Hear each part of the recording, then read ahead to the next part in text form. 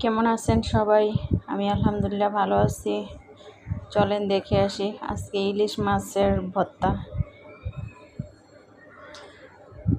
প্রথমে ইলিশ মাছটাকে ভালো করে ধুয়ে একটু লবণ আর একটু হলুদ দিয়ে মেখে তারপর একটু তেলে ভালো করে ভেজে নেব। তারপর শুকনা মরিচ ভেজে নিলাম, শুকনা মরিচ আর লবণ মেখে নেব। এর সাথে পেঁয়াজগুলো মেখে নেব একসাথে।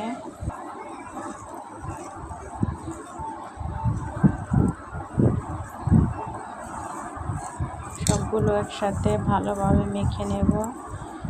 মেখে নিলে আর কি ভালো হবে ভর্তাটা। আর এই যে সেই ইলিশ মাছ